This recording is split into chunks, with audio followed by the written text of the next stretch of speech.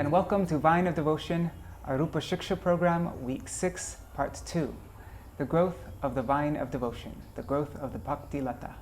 Last week, one very fortunate jiva received the seed of the Vine of Devotion by the mercy of Guru and Krishna. After that, Śrī Caitanya Mahāprabhu explains to Śrīla Rūpa Gosvāmī how that jiva becomes a gardener and plants the seed. And with the water of Shravan and Kirtan, the gardener sprinkles it. And we went through Śrīla Bhaktisiddhanta Saraswati Goswami Prabhupada's Anubhashya, his commentary on this verse, where he explains how watering the seed specifically refers to Shravan, the hearing of the words coming from the lips of Guru Padma, and performing kirtan of those words that one heard. This is the watering by which the seed sprouts and turns into a vine.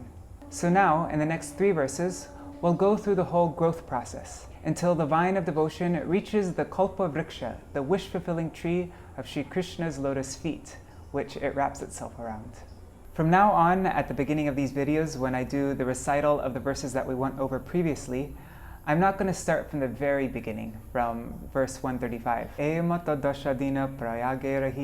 think we recapped those verses enough, so from now on, I'm going to be starting from verse 151. Brahmāṇḍa brahmitekon bhagyavan jiv. Also, just so you know, I updated the Rūpa-śikṣā verses page on vineofdevotion.com. And you'll see there the next PDF with all the main verses we'll be memorizing from week 6 to week 10. So if you can, please print that out and you can recite the verses daily.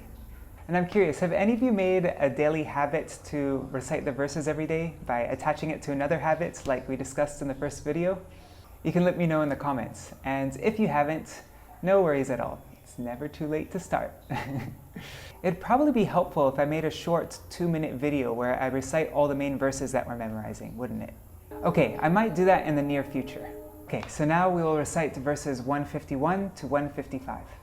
Brahmāṇḍa brahmitekon bhagyavan jiv, Guru Krishna prasade pai bhakti latā bij. Mali hoya kore se bijaropan, Shravana kirtana jale koroye sechan. Upajiyā bare latā brahmāṇḍa bhedi jas, viraja brahma-loka bhedi para-vyoma pai. Tabe jai tad-upari goloka-vṛndāvana, kṛṣṇa-caraṇa kalpa-vṛkṣe kore arohana. Taha vistarita hoya phale prema-phala, 𝖬liskilispić 𝖵രി𝖾. What is the nature of a vine? What do vines do? They climb along things. You won't ever see a vine growing up straight from the ground, straight into the sky on its own without having anything to wrap itself around.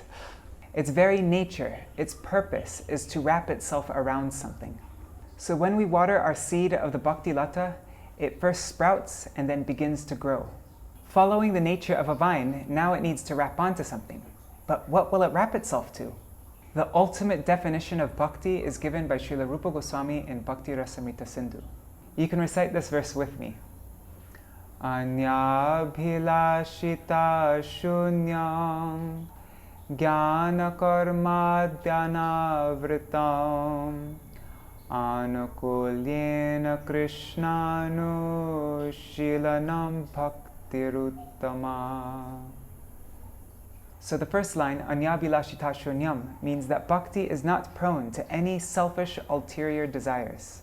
And then the second line, jnana-karma-dhyanavritam, nor is it eclipsed by impersonal knowledge, fruitive work, and so on. And then the third line, kṛṣṇa-anushīlanam.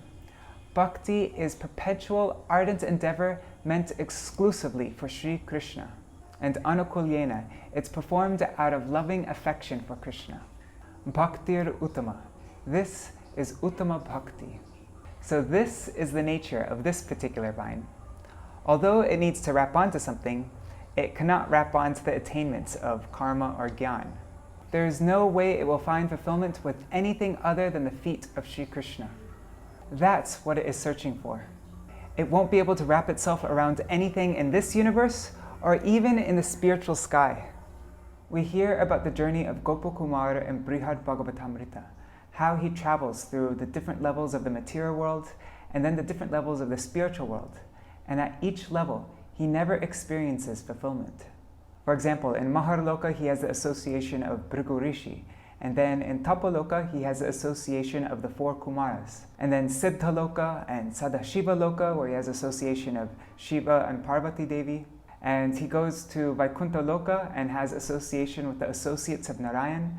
And he even engages in the direct service of Narayan by fanning him. But still he is not satisfied. And then he has the association of Hanuman in Ayodhya and obtains the direct darshan of Lord Ramachandra. And then he goes to Dwarka and has the association of Uddhav. But it doesn't matter which devotee he associates with or which form of the Lord he has darshan of. There's always something missing, some feeling of lacking in his heart. At every level he is dissatisfied until finally he reaches goloka-vṛndāvana, where he meets with the Lord of his heart. And that Lord, Śrī Krishna, embraces him. Only there, established in his eternal inherent position of one of Krishna's sakhas, he finds complete fulfillment. We each have our individual, unique, very particular relationship with Krishna. Krishna manifests himself in a unique way to every devotee. My bhakti lata is growing, searching for that, my Krishna. And as I gain realization of my Krishna, the automatic secondary result is that I realize who I am. And I realize my eternal, unique sambandha with him that has been lying dormant within me since beginningless time. This example of Gopakumar is beautifully described by Srila Bhakti Rakshak Goswami Maharaj in an article called Discovering the Self. I made a video reading it here on Vine of Devotion. It's 8 minutes long. You can click the link above to hear it. Now let's go over the Bengali in these 3 verses of Rūpa-śikṣā, verses 153 to 155. Upajiyā bāḍe latā brahmāṇḍa bhedi jas, viraja brahma-loka bhedi para-vyoma pāya. Upajiyā bāḍe latā brahmāṇḍa bhedi jas. Having sprouted, the vine grows upward, piercing through the coverings of this universe. Upajiyā means sprouted. Bāḍe means grows. And latā, the vine. Upajiyā bāḍe latā. Having sprouted, the vine grows.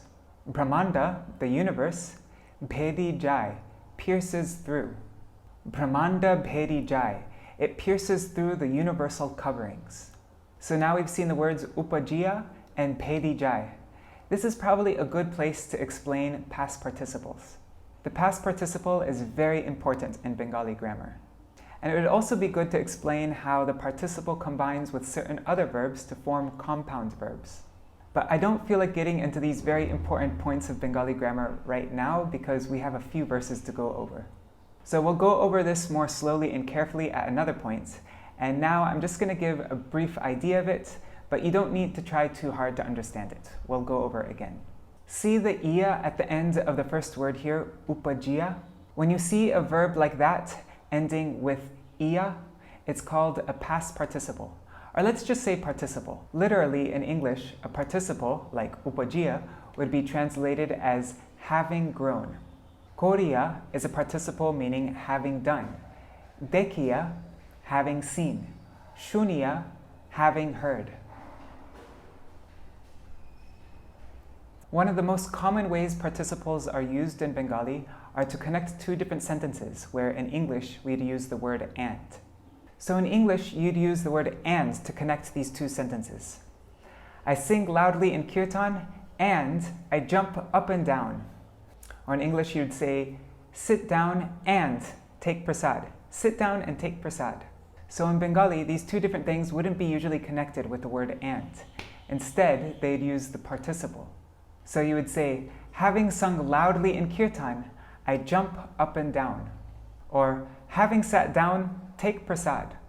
It would sound a little awkward if you spoke like that in English, so that's why we don't always literally translate participles when we're translating into English. We'll see an example of this in the next verse. In Bengali verses, the ya at the end of a participle is often contracted by an apostrophe. So when you see a word ending with an e and I, and there's an apostrophe coming after it, Like the word bhedi in this verse, that little apostrophe is a contraction of the ya. A contraction is like how do not can become don't in English and does not becomes doesn't. So the participle bhediya is contracted to bhedi with an apostrophe. Bhedi and bhediya is the exact same word. So those little apostrophes are very important. Without it, the verb becomes first person present indefinite tense. For example, bhedi with an apostrophe means having pierced, but bhedi without an apostrophe means I pierce. Now another thing is when you combine participles with certain verbs, you get a compound verb, which we'll go over later. Literally, without understanding compound verbs, bhedi jai would mean having pierced goes. But later, when you learn more about compound verbs, you'll get the sense that these pairing of words means pierces through. So brahmāṇḍa bhedi jai, pierces through the universe. You know how at the edge of the universe there are 7 layers of coverings? So first there's the earth covering, then the water covering, then fire, air, ether, the total energy, the mahat-tattva, and then false ego. And each layer is 10 times greater than the previous one. So the latā, the vine of devotion, pierces through all of that. And now we come to the next line. Viraja brahma-loka bhedi para-vyoma pai. So the latā, it bhedi, it pierces through the Viraja river and brahma-loka. And para-vyoma pai. And it attains, it reaches para-vyoma, the spiritual sky. Viraja brahma-loka, the Viraja river and brahma-loka, bhedi, having pierced. Para-vyoma, the spiritual sky, pai, attains.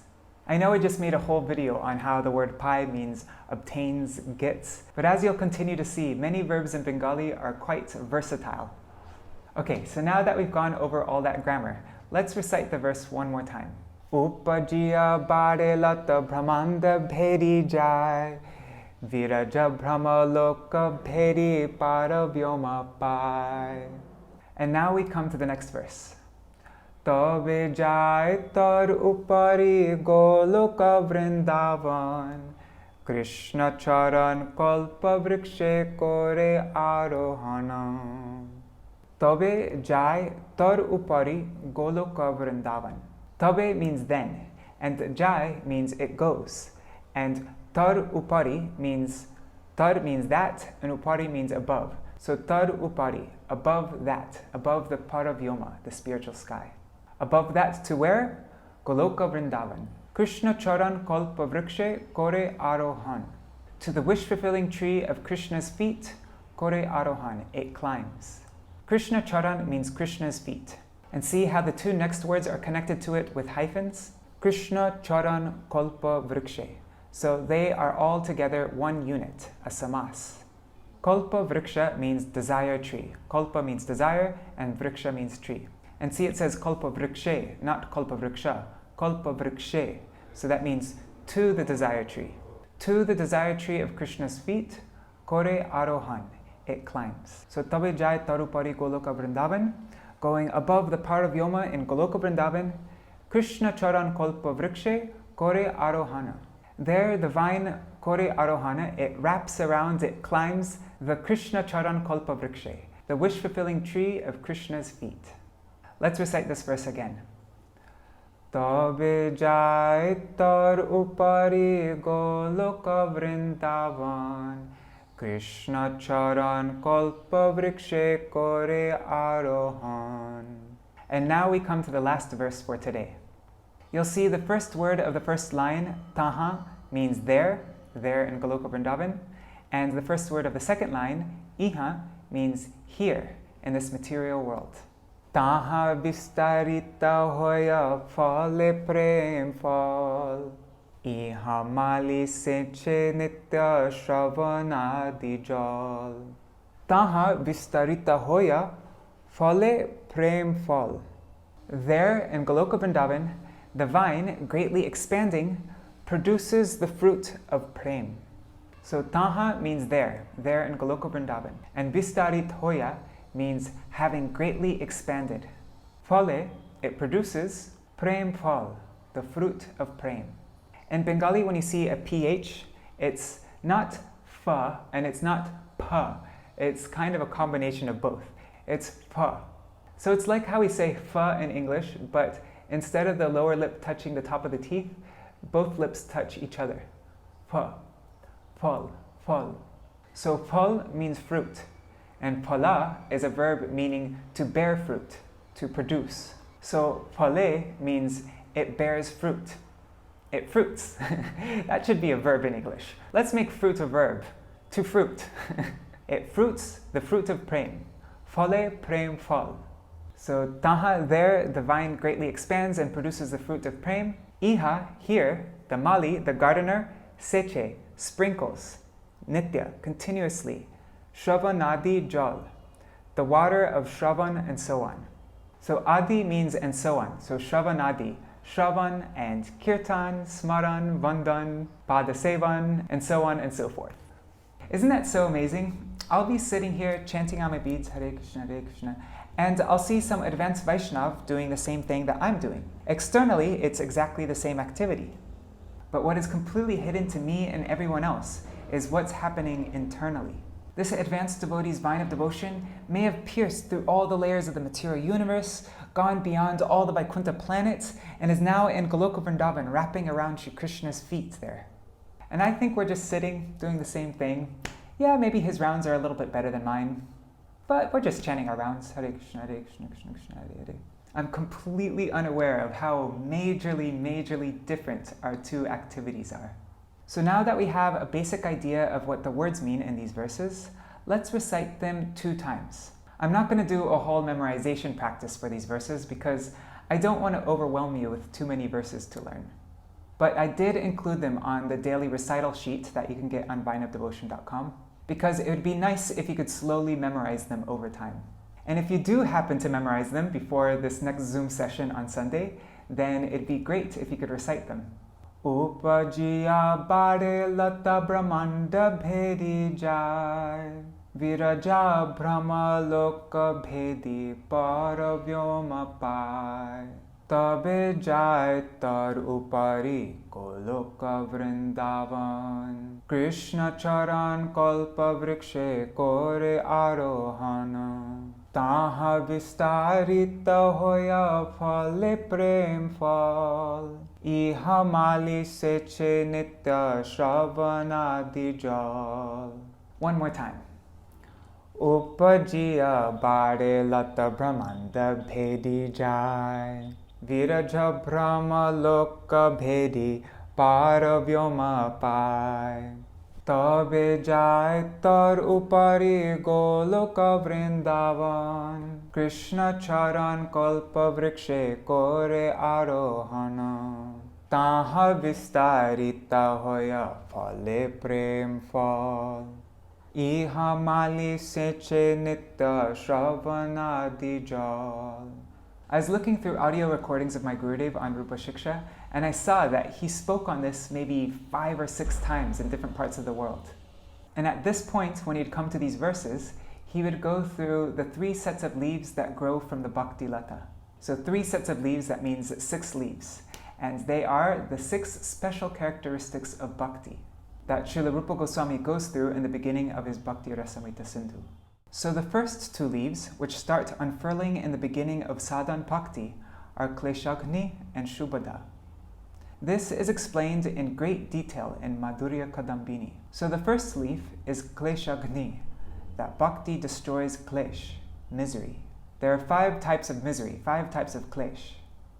Ignorance, avidya, false ego, asmita, attachment to material things, rag, hatred, dvesh, and absorption in worldly objects, abhinivesh. And bhakti also destroys the 4 stages of sin, of pap, that is aprarabdha, kut, bij, prarabdha. Then the next leaf that grows is shubhada. Bhakti bestows all auspiciousness. Srila Vishwanath Chakravarti Thakur explains that the word shubha, auspiciousness, implies a distaste for objects that cause misery, which is basically anything unrelated to Bhagavan, and a thirst for that which is related to Bhagavan. And then also all these auspicious qualities such as kindness, mercy, forgiveness, truthfulness, simplicity, equality, patience, gravity, honoring others, not expecting respect, all good fortune. And I once heard that the quality of kritagyata, that's gratitude, contains all the rest of these other qualities.